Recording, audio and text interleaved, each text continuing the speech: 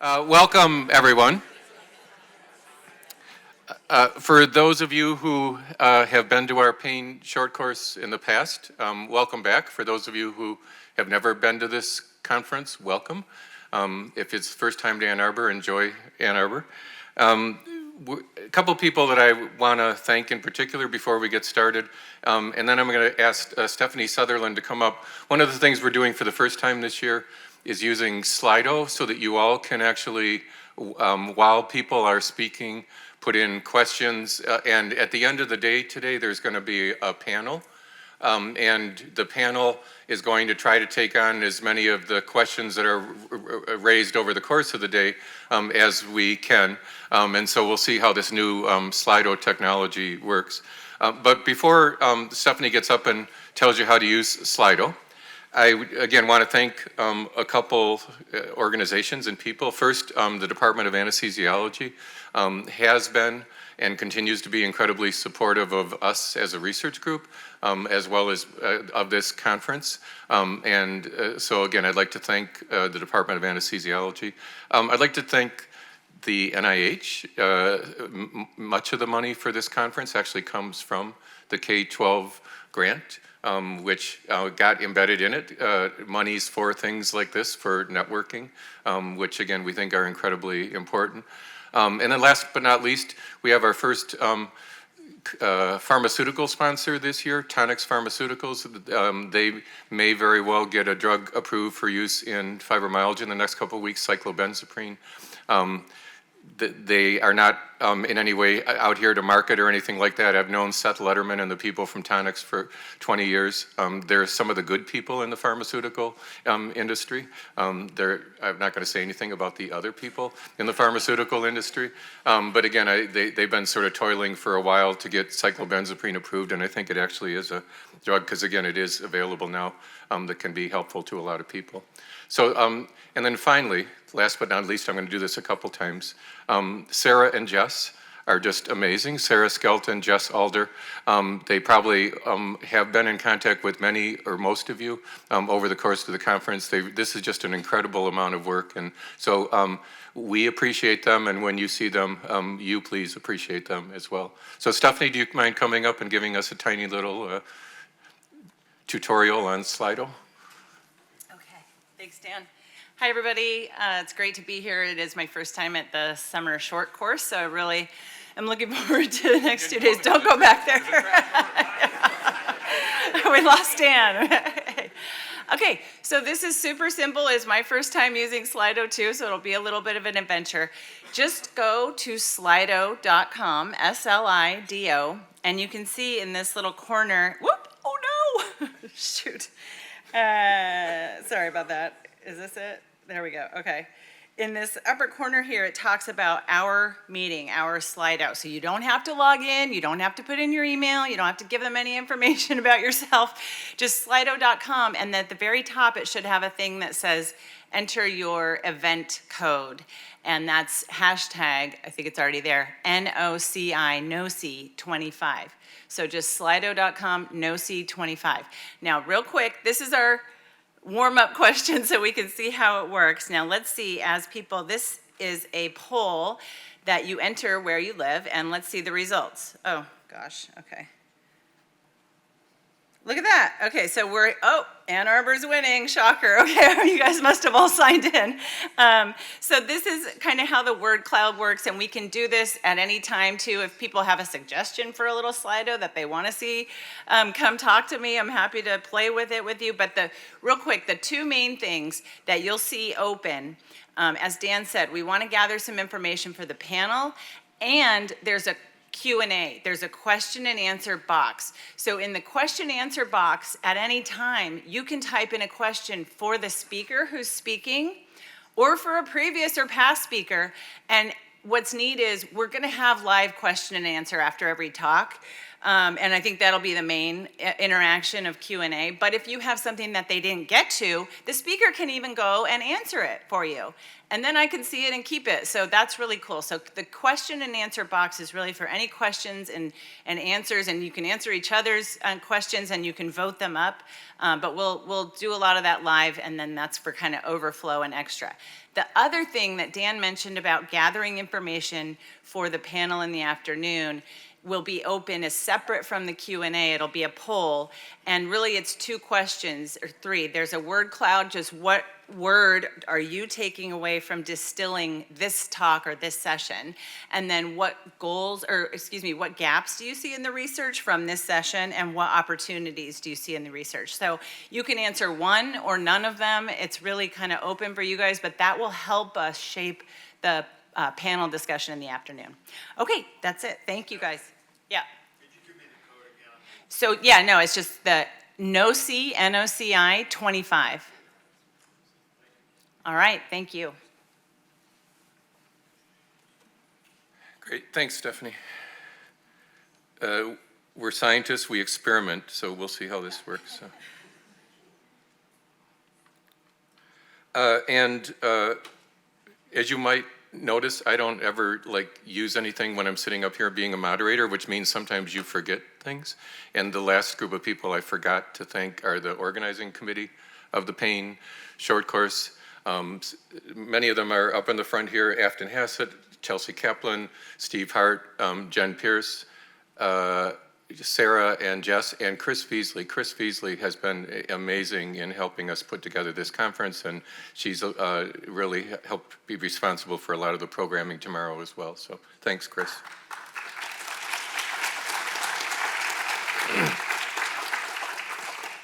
So I was charged with just a simple talk on nociplastic pain and chronic overlapping pain conditions, so I'll give it a whirl. I hope most of you are native English speakers, because I speak fast. First, I'm going to talk about some definitions. I'm aware that there's a lot of persons with lived experience in the conference today, and so I think I and all of the speakers are going to go to great lengths to try to make sure that we explain things well. And so I'll start with some definitions that not just the persons with lived experience, but I think a lot of people are confused about what some of these terms mean. I'll give my best attempt at defining some of these terms. Then I'll talk a little bit about some of the key etiology and pathophysiology studies that I think have been done in chronic overlapping pain conditions. A lot of these are not necessarily articles that came out in Nature or Science, but they were really seminal articles in the field of chronic overlapping pain conditions, in my estimation. I'll talk a little bit about treatments, controversies, and then end, as all of the speakers are, with trying to put forth what we believe to be research priorities in this space. So here's some of the terms I'm going to try to define: chronic overlapping pain conditions, primary chronic pain, nociplastic pain, interoception, exteroception, and discordant. Chronic overlapping pain conditions. Even though the first scientific article that came out on COPCs was, I think, this article, that the lead author was the late, great Bill Maxner, who we all miss a great deal. He was a real leader in the field of sort of the CNS contributions to pain. Behind the scenes, for several years before this article came out, many of the patient advocacy groups were the ones that actually came up with this term of chronic overlapping pain conditions. People like Chris Feasley, Terry Cowley, a lot of advocates that have been working behind the scenes, continue to work behind the scenes to increase funding for pain at the level of the NIH. And so they were the ones that came up with this term. They proposed this term to the program officers at the NIH, who also liked the term and incorporated this term into a lot of the HEAL and the NIH programming. And then the article came out talking about chronic overlapping pain conditions and listing 10 conditions: tension and migraine headache, fibromyalgia, irritable bowel, temporomandibular disorder, bladder pain syndrome, low back pain, endometriosis, vulvodynia, and chronic fatigue syndrome as official COPCs. Now let me just talk about a couple of these. The ones that are italicized, there's not a speaker this afternoon speaking about those COPCs. So these are the ones that I'm going to spend more time talking about because Bridget will do an awesome job talking about migraine headache, and the other speakers that are assigned to talk about things like low back pain and irritable bowel will be talking about those. So I'm really going to talk about the ones that are not being discussed by other individuals. And I'm going to talk a little bit about some things that I think possibly could or should be included in chronic overlapping pain conditions. And these would be things like multiple chemical sensitivity, environmental intolerance. This was really, in the very early days, we thought that chronic fatigue syndrome, fibromyalgia, and multiple chemical sensitivity were the three sort of overlapping syndromes. Multiple chemical sensitivity was a huge problem in the Gulf War veterans, the people that were deployed to war and came back with sort of otherwise unexplained fatigue, memory problems, sleep disturbances, and pain. Lindsay's going to talk about dry eye disease. I think you can make a really good case for dry eye disease being a chronic overlapping pain condition. I'm going to talk a little bit about both post-infectious syndromes and post-deployment syndromes as well. In the parentheses, I just want to point out that one of the things that's happened over the last 40 or so years, I'm old, I embrace the fact that I'm old because I can be a little bit of a historian and tell people the history of the evolution of this field, is that fibromyalgia used to be called fibrositis, and then a group of rheumatologists that were really leaders in the field, Muhammad Yunus, Don Goldenberg, Fred Wolf, and others, decided this was not an inflammatory disease, and the name was formally changed to get rid of the itis and make it just algia. And in fact, that happened in almost all of the chronic overlapping pain conditions. IBS was called spastic colitis. Temporomandibular disorder was called TMJ, as if the problem was always a problem in the joint, and so on and so on. Interstitial cystitis, there's very little itis in the bladder in most individuals with what now is called bladder pain syndrome. But I think that this evolution is important because in these fields, it took 20 or 30 years once these diagnoses were sort of codified for the clinicians that were taking care of these individuals to say, this is not an inflammatory condition like the autoimmune diseases or like the other conditions that we're seeing, that we're seeing as part of our sort of routine practice. Another term is nociplastic pain. This is, I think, the first review article that came out in nociplastic pain. There were a number of them that came out around the same time. And at the time that this came out, we sort of agreed that there was augmented central nervous system pain and sensory processing. I'm going to talk a lot about sensory sensitivity today and somatic awareness today. And we also talked about the fact that there were a lot of other pain symptoms such as fatigue, sleep problems, memory problems, and mood problems that were often seen in these individuals with this type of pain. And when you think of nociplastic, it really is more of a pain descriptor or a pain mechanism, with the two other pain descriptors or pain mechanisms that are better established being nociceptive pain or neuropathic pain. This is a review article on nociplastic pain that Chelsea Kaplan was the lead author of. We published in Nature Reviews Neurology a couple years ago. Really densely cited. I think it's just an excellent review of the topic. I'll show a couple of the figures from that article. And so how does COPC and versus nociplastic, are they the same? Are they synonymous? Are they different? They're not at all the same. The chronic overlapping pain conditions are clinical diagnoses and labels, and they are fairly synonymous with the International Classification for Diseases, or ICD, a couple years ago, called pain either primary pain or secondary pain. Secondary pain was that the pain was due to a condition like osteoarthritis or rheumatoid arthritis. Primary pain were all of these chronic overlapping pain conditions where the pain is the primary problem rather than it being due to rheumatoid arthritis or lupus or osteoarthritis or sickle cell disease. So primary pain and COPCs are fairly synonymous, whereas nociplastic pain is a descriptor. And most of the chronic overlapping pain conditions that many or most of the individuals with those conditions have nociplastic pain, but not all of them. And that's really a point of emphasis here, is that within the chronic overlapping pain condition, even though nociplastic pain might be the most common underlying mechanism in, for example, low back pain. There's a lot of individuals with low back pain that have neuropathic pain or nociceptive pain. And there's a lot of individuals with temporomandibular disorder that have a jaw problem, or that interstitial cystitis that have a bladder problem. It's just that it's the minority of the individuals with those labels that have nociceptive or neuropathic pain, and the majority of the individuals with those labels have more nociplastic or more CNS-driven pain.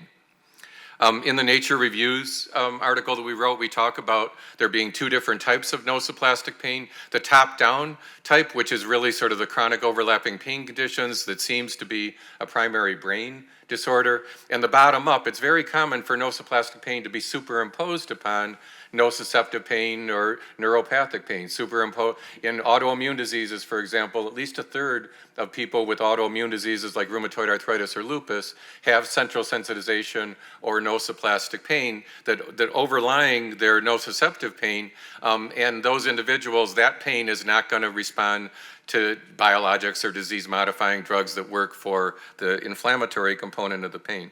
And so, again, a lot of individuals with chronic overlapping pain conditions or nociplastic pain have sort of more of this top-down, where there is really little or no ongoing peripheral nociceptive input, but then there's a lot of individuals where, again, this is superimposed upon something else, virtually anything else. What do the terms interoception, exteroception, and discordant mean? Interoception is your body, the internal symptoms, if you will, that your body is experiencing to figure out like what's going on in different places in your body. So interoceptive symptoms would be things like nausea, palpitations, things like that. You're feeling different sensations within your body. Exteroception is you view lights to be bright, my voice to be loud. Odors, other things, other external sensory stimuli to be more unpleasant, more intense, more aversive. And many of us think that nociplastic pain is in part a disorder of interoception and exteroception. And one of the terms that you'll hear, I know a couple of our speakers will use, our two neurologists that are speaking this afternoon, we'll talk about discordant. And discordant really means that someone's symptoms are out of line with the objective findings that they're experiencing. And what you see in nociplastic pain is that, for example, someone might come in to Lindsay DeLotte saying that their eyes are dry, but when she does an ophthalmologic exam, she doesn't find their eyes to be dry. That would be discordant eye dryness, whereas concordant eye dryness would be someone says their eyes are dry and their eyes are dry.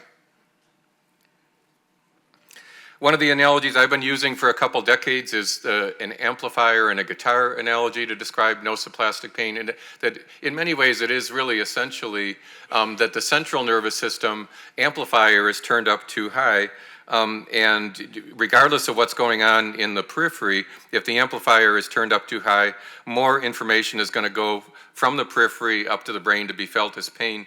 This helps us explain why people with an X-ray on the left can have pain, even though there doesn't really seem to be any damage. That's a normal knee X-ray on the left. But if someone has a high enough amplifier setting, just what would otherwise be normal, ongoing, day-to-day life of firing of the nerves in your knee can cause that to be painful. Conversely, we know, for example, in the United States that about 30% of people that have an X-ray like the one on the right have bone on bone. 30% of those people have no pain whatsoever. We don't do X-rays in the general population to find all those people, but in studies that have done that, huge number of people that have significant radiographic findings who have no pain. It turns out that with knee osteoarthritis and with a lot of other conditions, most of those people who have something gnarly wrong with their X-ray that don't have any pain are men. And that seems to be largely because women are inherently more sensitive in the central nervous system to both painful stimuli and other types of sensory stimuli, which again puts them at higher risk for developing these nociplastic pain states. These nociplastic pain states are 1.5 to 2 times more common in women than in men.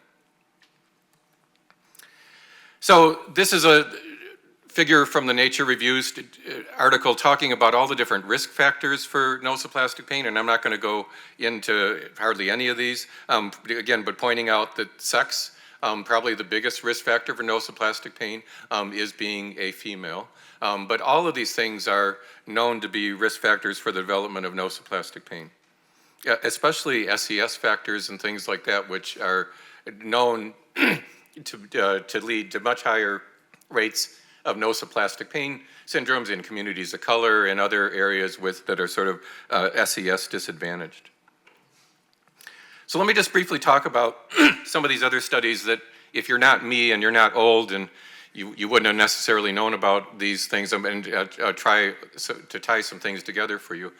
So in 1990, the first Gulf War occurred, and in this Gulf War there was very little combat, and because of that there was almost no PTSD. This was a war that was fought basically in the air, but a huge number of veterans from the first Gulf War came back with what was originally called Gulf War syndrome, and it was changed to Gulf War illness when it became clear that it wasn't a unique problem associated with the Gulf War. And this was the seminal article done by the Centers for Disease Control, showing that in the general population of veterans that were not deployed, as well as in the general U.S. population, you could find a fair number of people with what they called chronic multi-symptom illness, this cluster of pain and fatigue and memory problems and sleep disturbances. But this was seen at much increased rate in individuals that were deployed to the Gulf War. So there was clear evidence that deployment put people at risk for developing these types of syndromes, and that was why the name was really changed from Gulf War syndrome to Gulf War illness. It also became clear that after every war the US and the UK have ever been involved in, the exact same symptom complex occurred, but given the different ways of thinking about things at different points in time, there were totally different attributions. In the Civil War in the US, because we still thought the heart was the center of the body rather than the brain, this was called soldier's heart. The symptoms that the veterans came back with after fighting in the Civil War, this was called shell shock after World War I and World War II. And it wasn't really until the Gulf War where military historians went back and said every war we see this exact same symptom complex over and over again. This was an unintentional experiment. The second set of wars in Iraq and Afghanistan led tremendous numbers of our veterans of developing severe pain, and worse yet, one of the things that's commonly seen in the veterans of those wars is what's called the polytrauma triad. That is mild TBI, because sometimes these occurred in conjunction with some sort of an IED blast, PTSD, and nociplastic pain, where individuals have all three of those problems, and they're extremely difficult to treat because, again, we don't really understand how to get at these problems. And then this is, again, there were a lot of different presidential panels, other panels, where we really developed consensus that this was going to be a problem after every war as well as after terrorism. Last year at the Pain Short Course, we had a bunch of physicians and healthcare providers from Ukraine and helped teach them how to help take care of the veterans and the civilian population that they're seeing in those wars, as well as some people from Israel as well. I even wrote an editorial in BMJ many years later talking about the general sort of health consequences of what we learned in the first Gulf War. Post-infectious syndromes are fascinating. It turns out that infections can trigger many of these conditions. It seems like about 10% of people that are exposed to certain types of infections, this will trigger a post-infectious syndrome that looks a lot like fibromyalgia or chronic fatigue syndrome. The ones that are well known are Epstein-Barr virus, Lyme disease, Ross River virus, Q fever, and COVID. It turns out that nearly any type of infectious diarrhea will trigger IBS in about 10% of people, and it often also seems as though things like interstitial cystitis, chronic prostatitis, and vulvodynia are preceded by an infection in some individuals. This is the coolest study that I know of in post-infectious syndromes. This was done in Australia, Paul, by Ian Hickey and Andrew Lloyd. They still are at it. They still are studying post-infectious syndromes. There's an organization called COPCs. But in this study, what they did was they looked at, in primary care practices, at people that newly developed 3 totally different infections: Q fever, borreliosis, and the Epstein-Barr virus. Now, we don't see Q fever or borreliosis in the United States, or Ross River virus was the last one, I'm sorry. But these acute infections look totally different, yet the post-infectious syndrome that is triggered by them look identical. And so what this DeBow study did, there's about 6 or 7 articles that were published from this study, is they showed that about 9% of people with each of these 3 really different infections developed a post-infectious syndrome that was multifocal pain, fatigue, memory problems, and sleep disturbances. And then they showed that the biggest predictor of who this was going to occur in was how intense the symptoms were initially, somatic awareness. Like how aware people were during the initial infection, what they felt like during the initial infection. It wasn't at all related to the initial inflammatory response. It wasn't related to failure to clear a pathogen. It wasn't at all related to the immune activation or the infection, nor psychological factors that were measured at baseline. It was really this somatic awareness that seemed to be, and in the other studies that are being done by these groups post-infectious, they're finding, again, somatic awareness or sensory sensitivity to be the biggest single predictor of someone who has an infection like this and doesn't recover. They go on to develop a chronic condition. Several of us wrote an article in Pain 4 months into the COVID pandemic suggesting what long COVID was going to look like. No one listened to us. And I spent a couple $2 billion chasing down a lot of sort of harebrained ideas about what long COVID was. But again, I think there's pretty overwhelming evidence that the majority of long COVID looks a lot like, again, post-Lyme, these other post-infectious syndromes. The OPERA study was one of the really big early pain network studies, along with the MAP study, again, led by Bill Maxner.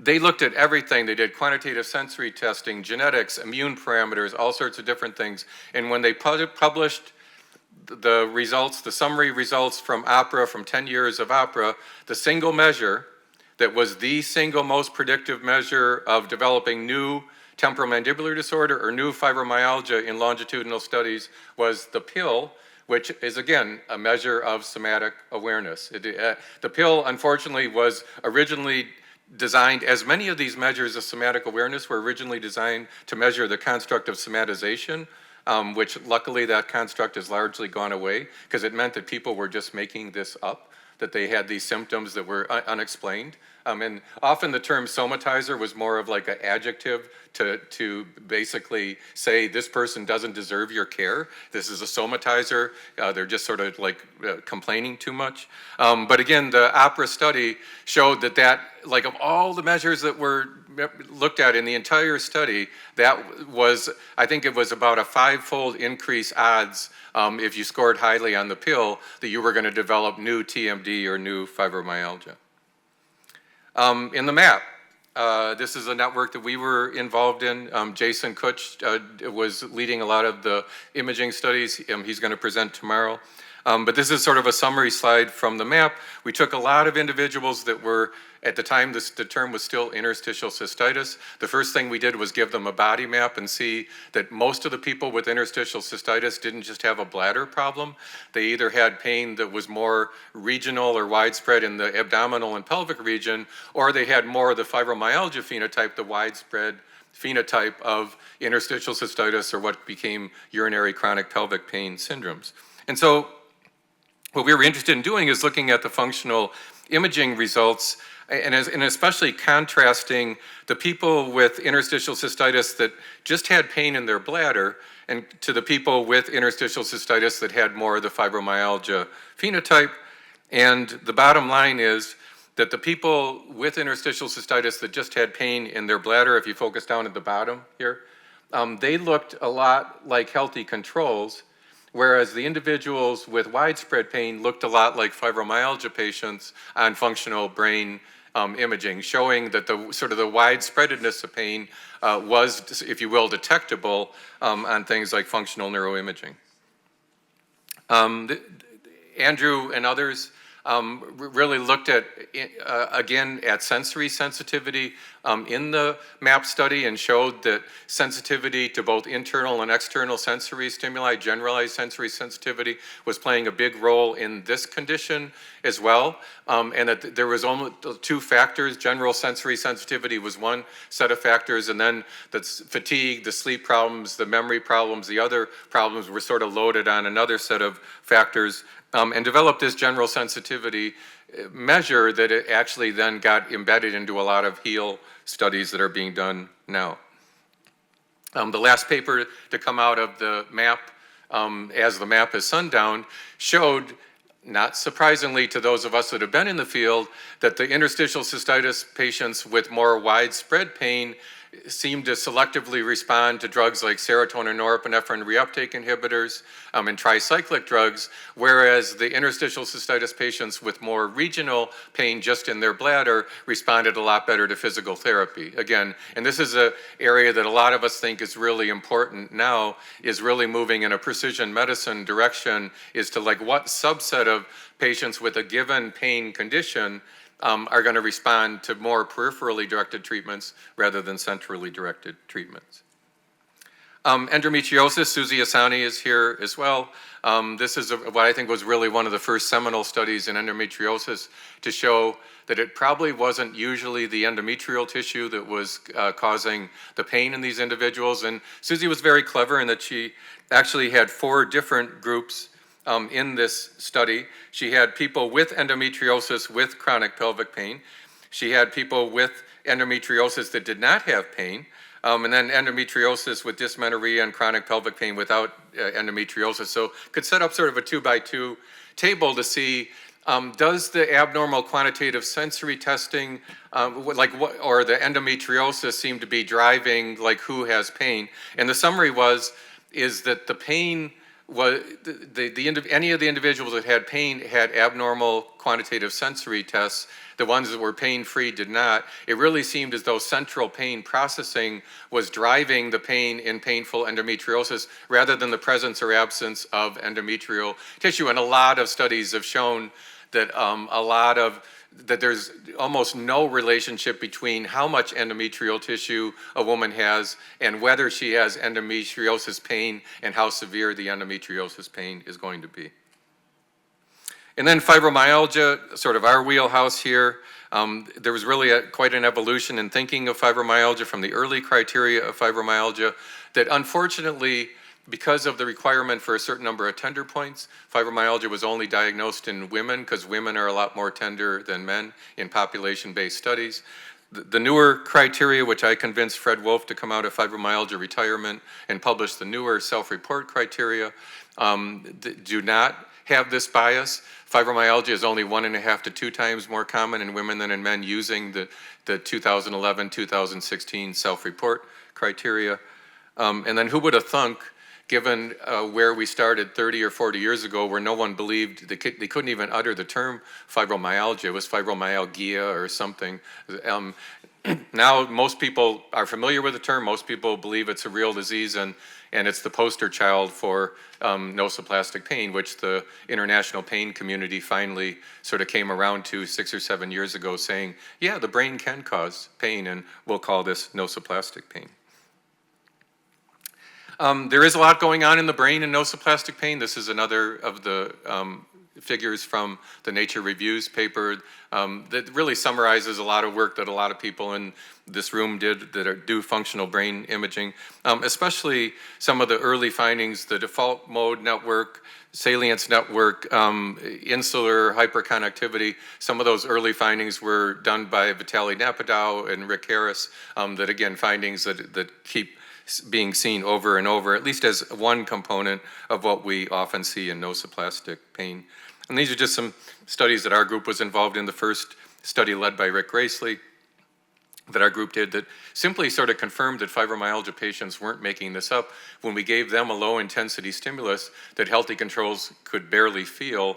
they said it hurt, and we could see that brain regions like the primary somatosensory cortex and the secondary somatosensory cortex were being activated in these fibromyalgia patients, even with that low pressure stimulus. So this was actually one of the first studies that allowed us to say, these people aren't making this up. We can really see that they're experiencing pain, even though they're getting that low intensity stimulus. And I think this actually went a long way.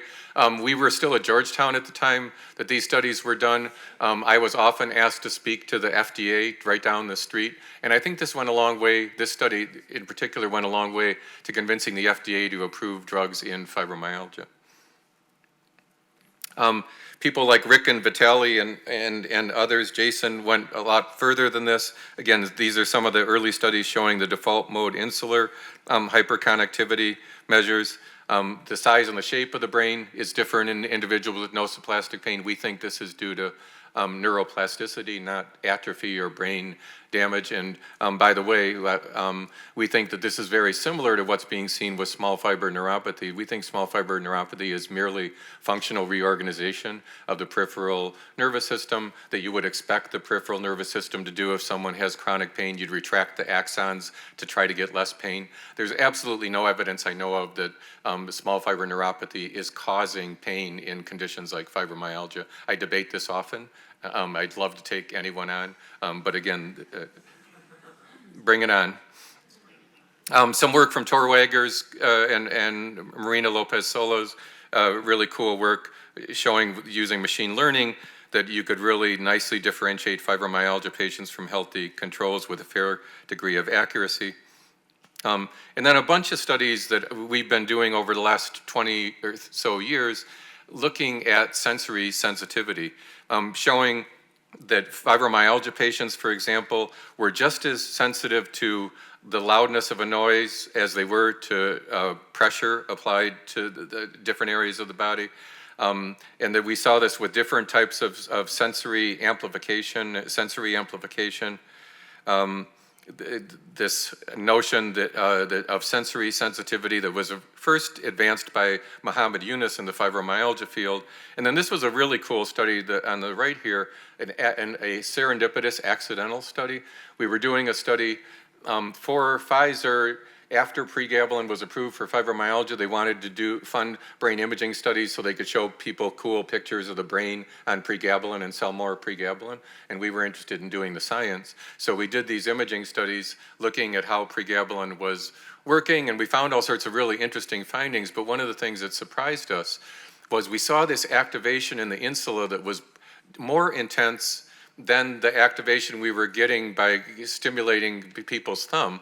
And we eventually went back and tracked it down, and it was because we were giving them a visual stimulus and asking them to just look at it, to attend to it, as more of like a control. But this stimulus, we didn't know how annoying it was.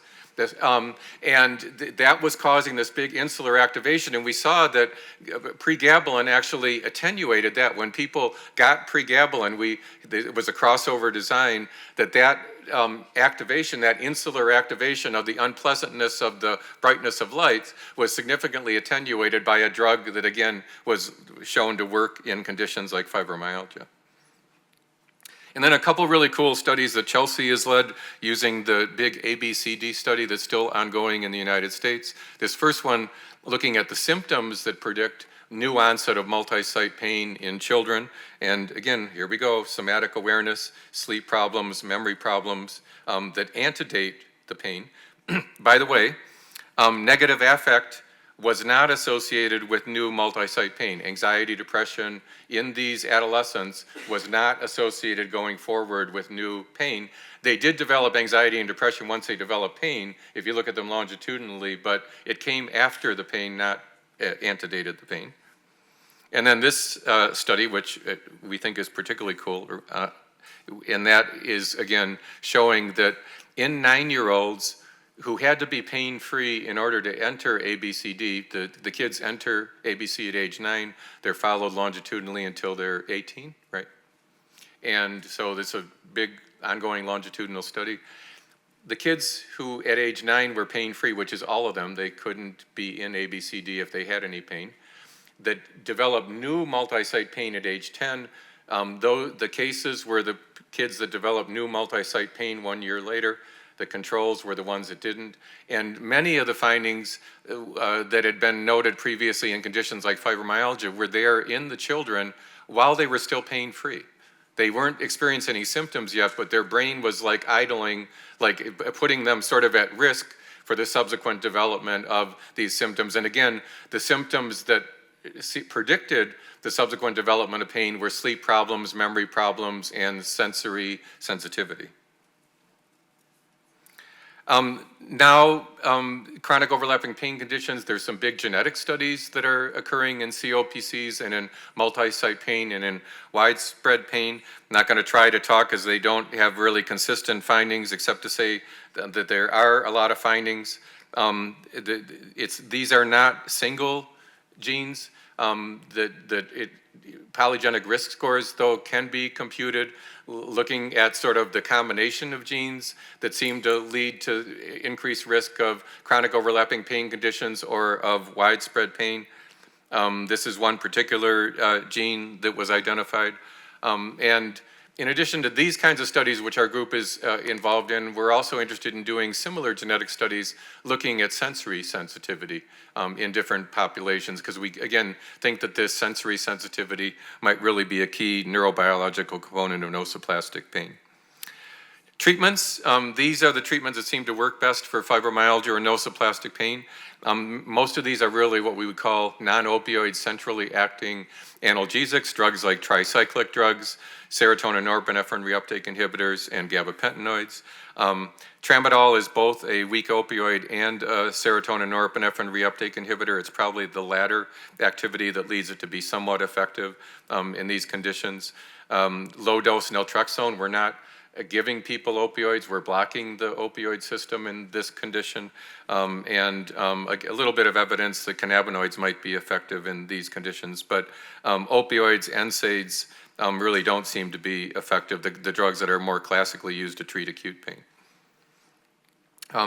We particularly dislike opioids in the context of nociplastic pain. We worry that opioids may actually make nociplastic pain worse rather than not just failing to make it better. And I think there's a lot of scary evidence in longitudinal studies that there are subgroups of people that when given opioids, their pain intensity worsens rather than it improves or just fails to do anything.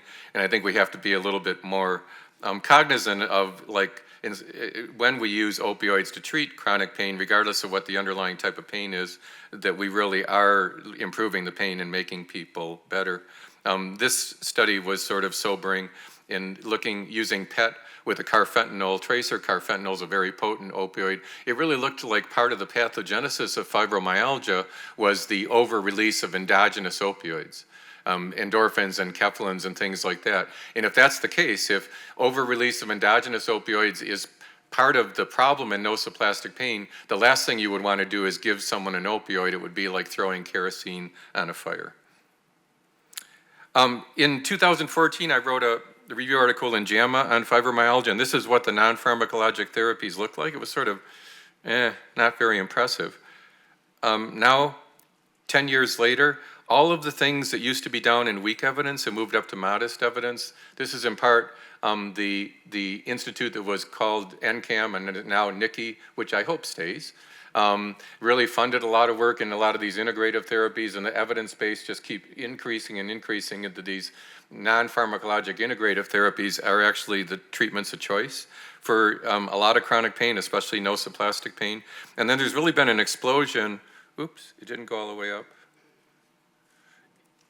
in our understanding of cognitive behavioral therapy. There now are at least 5 different flavors of cognitive behavioral therapy. You can use classic CBT, you can use brief forms of CBT like Empower, emotional awareness therapy. Mark Lumley is here, one of the leaders in emotional awareness therapy, pain reprocessing therapy, even cognitive behavioral therapy for insomnia. So I think one of the exciting times, I think, is we're really, in the CBT space, we're also moving in a precision medicine direction and not saying everyone gets plain old vanilla CBT, but instead there's a lot of different versions of cognitive behavioral therapy. And especially, again, people like Drew Sturgeon in our group, and I know a lot of you as well, are trying to develop briefer forms of cognitive behavioral therapy so we don't really have to give everyone these 8 or 10 hour sessions that they don't usually need. We've done some cool studies led by Chad Brummett of looking in the perioperative period to look at when people have nociplastic pain, how do they respond to surgery that is intended to relieve their pain, and how do they respond to the opioids that are given to treat their acute pain. I'm not going to talk about opioids. These studies did show that the people with nociplastic pain responded poorly to opioids given in the perioperative period. They needed more opioids to control their pain. But I'm going to focus on the lack of improvement in pain that was being surgerized. So first in knee and hip arthroplasty, we showed that the fibromyalgia score as a surrogate measure of nociplastic pain was a very powerful predictor of failure to respond to knee or hip replacement surgery. And it wasn't like a diagnosis of fibromyalgia where people had to have fibromyalgia. Each 1 point increase in the fibromyalgia measure made people to be less responsive to the surgery that was intended to relieve their pain. And then several years later, in Susie Asani and her colleagues' patients that were getting hysterectomy for chronic pelvic pain, almost identical findings. In science, you like to replicate your findings, but the degree of replication here was scary. It was almost exactly the same. 1 point increase in fibromyalgia leads to about a 25% increase in the risk of not responding to surgery that is intended to relieve your pain. So we're good scientists. Based on these studies, we got more bigger grants to do. And this is some center grants and things that haven't been published yet, but I did really quickly show you. And again, I really just am doing this to point out how powerful and important this sensory sensitivity seems to be. So in a lot of these studies, people either got an intervention like hip replacement or hysterectomy that was intended to treat their pain, or they had an autoimmune disease like rheumatoid arthritis and psoriatic arthritis, and they got a new biologic to treat their pain. So in all of these experimental models, we were really looking at saying that the more nociplastic the pain was, the less well someone would respond to these peripherally directed therapies like surgery or giving a biologic that's a very powerful inflammatory drug. And in addition to collecting the fibromyalgia measure on the day of surgery or the day people started a new biologic treatment, we put all sorts of other self-report measures in because we wanted to really look at the item level, at the individual items that were most predictive of someone that failed to respond to surgery. Similarly, we developed all sorts of different types of new quantitative sensory tests. Steve Hart is a wizard at quantitative sensory testing, and he can develop a noxious stimuli to pretty much any area of the body or any sensation, and validate it. So the first thing you see, and this is not at all surprising, is that different cohorts here that we had: carpal tunnel syndrome, osteoarthritis, rheumatoid arthritis, chronic pelvic pain, psoriatic arthritis, fibromyalgia, had different fibromyalgia scores. That would be expected. But you see that a lot of these people with things like rheumatoid arthritis or psoriatic arthritis have fairly high fibromyalgia scores. Going back to what I was saying earlier, is that at least a third of people with autoimmune diseases have nociplastic pain. We replicated that the fibromyalgia measure across all of these cohorts was predictive of non-responsiveness to either surgery or a new biologic. But what we found was the fibromyalgia measure wasn't the best measure, that we could create a new measure that was shorter and had other items of sensory hyperresponsiveness that were actually more predictive of surgery non-responsiveness than the fibromyalgia measure. And this is one of the versions of it. There's other versions of it, but the bottom line is that giving someone a body map and looking at 0 to 7 regions in a body map, but then 3 questions that are probing exteroception. Are you bothered by bright lights, loud noises, or odors? And then 3 questions probing interoception, numbness or tingling, muscle spasm, and nausea. And again, this measure, this shorter measure, is 1.5 or 2 times more predictive of a poor outcome with surgery than the fibromyalgia measure. And again, we think that the sensory sensitivity is really an inherent part of nociplastic pain. One of the reasons we think this is that the only QST measure in these studies that predicted non-responsiveness to surgery was a visual quantitative sensory test that Steve had developed. And you see here in one of the only cohorts that was large enough to show just in a single cohort that in the individuals that were getting their hip replaced, this single measure of how bright they thought a light was that was being shined in their eye was, as a single measure, statistically significantly predictive of failure to respond to surgery. When you sit down and tell an orthopedic surgeon, it takes a while to explain this to them. But if you think about it, when these QST measures that are sensory QST measures, we're directly looking at the brain.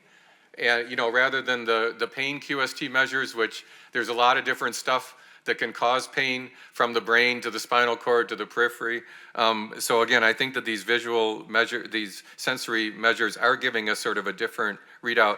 And it turns out that the variance that was predicted by the visual QST overlapped with, but was not the same as the patient-reported outcome. So asking people the questions and getting the measure of sensitivity to light gave overlapping variance, and those two measures together were much more powerful than either of them separately at predicting surgery non-responsiveness. So what are some of the controversies in nociplastic pain? How important are psychological factors in causing nociplastic pain? What's the role of small fiber neuropathy and are fibromyalgia and other chronic pain conditions autoimmune diseases? So this article got published. There's a couple of people in the room that were co-authors of this article, which strongly implied that all people with fibromyalgia had sort of emotional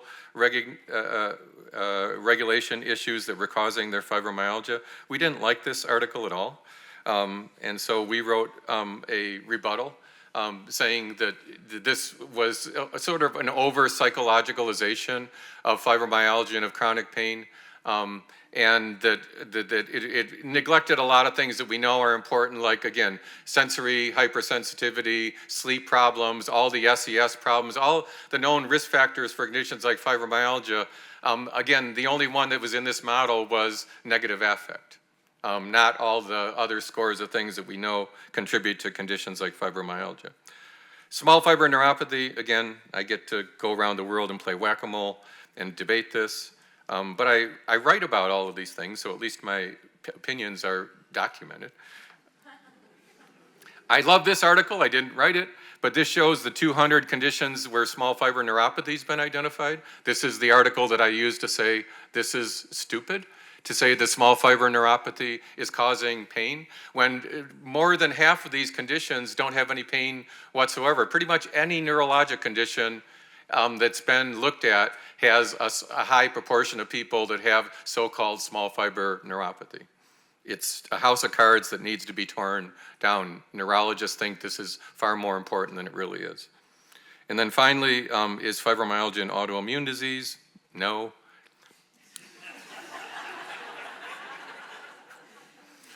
I'm slightly opinionated, but again, I love scientific debates.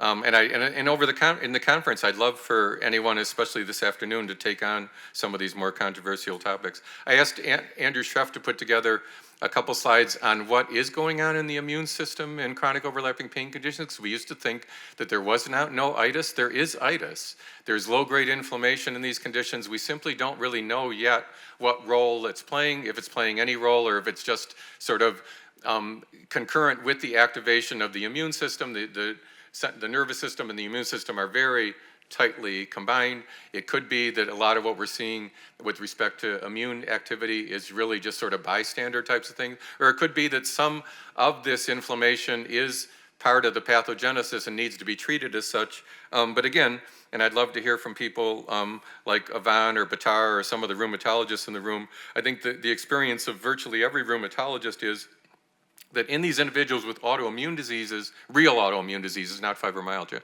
that get treated with these really powerful biologics and these drugs that are great at reducing inflammation, people are still left with nociplastic pain or fibromyalgia after we blast away with these drugs. So if there is inflammation that's part of conditions like fibromyalgia, it's a different kind of inflammation. It's not the T cell, B cell kind of autoimmunity that we treat with our current treatments of autoimmune diseases. It has to be a different type of inflammation. And again, just some of the different studies, either looking just at regular levels of cytokines or a specific assay that Andrew's really helped advance, which is stimulating whole blood with LPS for 24 hours and then measuring the cytokines that are evoked and released. And so, last slide, last two slides. This is my version of a summary of chronic overlapping pain conditions, that these are more prevalent in women, that central factor is predominant. By the way, those GWAS studies of COPCs, all of the hits were really in the central nervous system, really sort of corroborating that this seems to be a central nervous system driven disease. A little bit in the immune system, but mainly central nervous system. Psychological factors play a prominent role in some, but not all individuals. Genetic factors are important, but it's not a single gene, it's polygenic. Again, I don't see any evidence that so-called small fiber neuropathy is causing anything. There is low-grade inflammation. We just don't know what it's doing, if anything.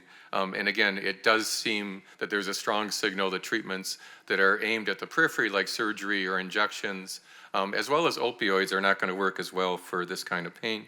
And then our research gaps, because I don't want to annoy Chris, because that's a big part of what we want to try to do over the course of the day, is come up with a white paper. Why do some people with post-stress syndromes develop pain and others not? This has always fascinated me because I've studied these, is that if you look at the post-infectious syndromes, the post-war syndromes, people develop the fatigue, the memory problems, the sleep disturbance, everything else, but only about 40% of them have pain.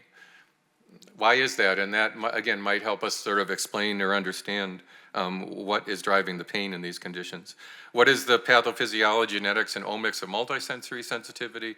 Again, I think that these precision medicine studies like Backpack and other studies that we're involved in are just starting to scratch the surface of telling us what treatments work in whom. Bridget's going to talk a lot about dysautonomia, but I think the autonomic nervous system is playing a prominent role in these conditions. And I think we have to figure out what role it is, what treatments would work best for these individuals. What is the immune system doing in nociplastic pain? And that's it. So I will stop there and take a couple questions. Thanks.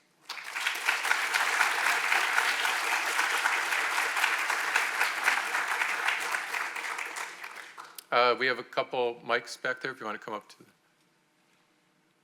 And we have 5 minutes.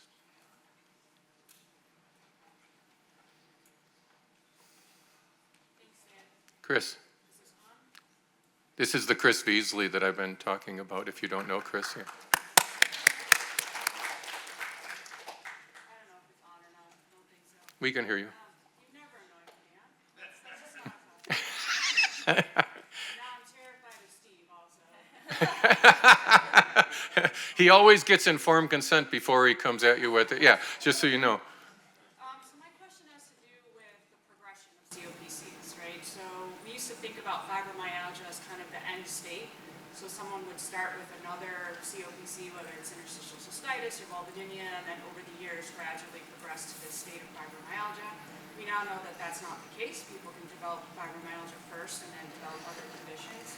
So I guess I was just wondering if you could speak to some of the recent studies or lack of studies, if we have them, on whether people who develop nociplastic pain states just develop that from the start, like do they have an altered brain state, or can you develop another condition and then your brain changes the way it alters pain processing in the body? And can it remit? Can we do anything about that or stop the progression or intervene? Great questions. I'm not going to try to answer. I'll let Susmita answer all of these. No, I'm just joking. What we think in our group, I don't know if this is true or not, and in fact we have a Heal Kids grant that's under review right now. We think that the really important transition to predict is, does someone develop a second COPC? Like, there's a lot of individuals in the general population that develop one of these chronic overlapping pain conditions, but it's self-limited. It doesn't become a second, a third, a fourth, or a fifth. But in the Heal Kids application that we had proposed, we thought that was really a critical place to look, is what are the risk factors for the adolescents that develop that second one and really seem to have a different life trajectory of COPCs versus a single one that's self-limited.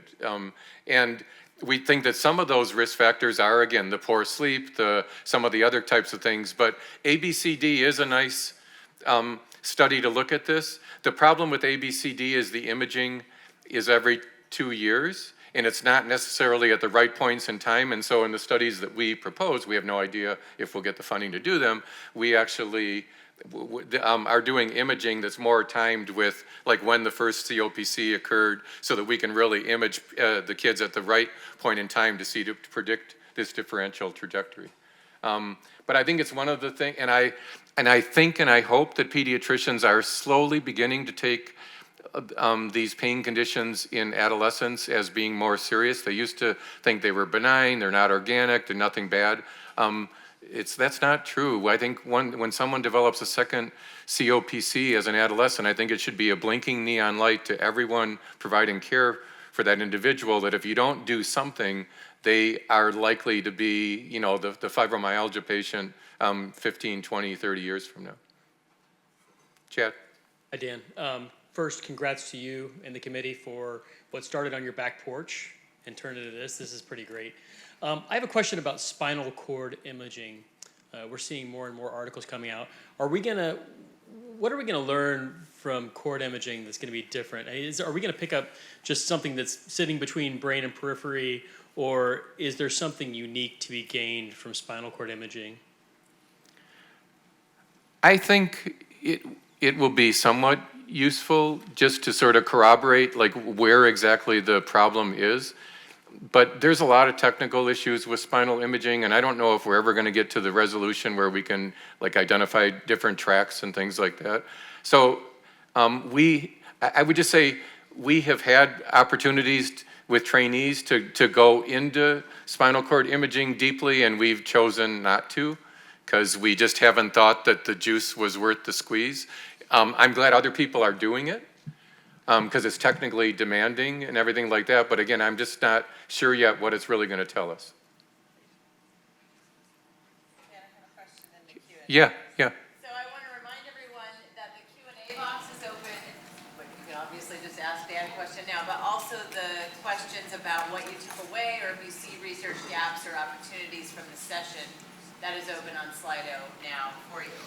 But there is a question that I can ask you. It's anonymous. If you want to reveal yourself, it's up to you. But this question triggered a couple of feelings for me. You'll see. The question is, what is your sense of perimenopause as a chronic overlapping pain condition?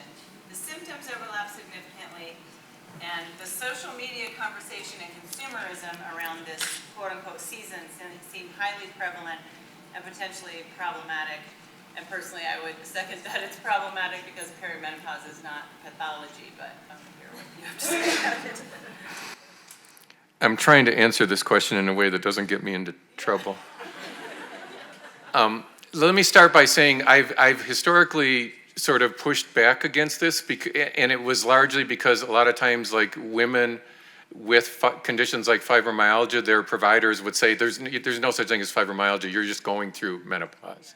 And so the part of it has been, but there are a lot of overlapping symptoms, and I think dysautonomia might be contributing to the overlapping symptoms. There's a lot of dysfunction of the autonomic nervous system in menopause, and there's a lot of dysfunction of the autonomic nervous system in nociplastic pain conditions. So I think there is overlap, and there probably might be even overlap with respect to some of the treatments that could be used, but I think from a standpoint of like pathophysiology, there's no evidence that these conditions increase in frequency from an epidemiologic standpoint when women are going through menopause. And in fact, for most of the chronic overlapping pain conditions, the peak the incidence or prevalence is really in the 30s or 40s, and it starts to come down in the 50s and 60s. And so, again, just not a lot of epidemiologic evidence or pathophysiologic evidence that menopause per se is causing this, but I think there may very well be shared sort of effector arms like the autonomic nervous system. Okay, let me stop there. Bridget's the next speaker? Perfect, 'cause I know Bridget.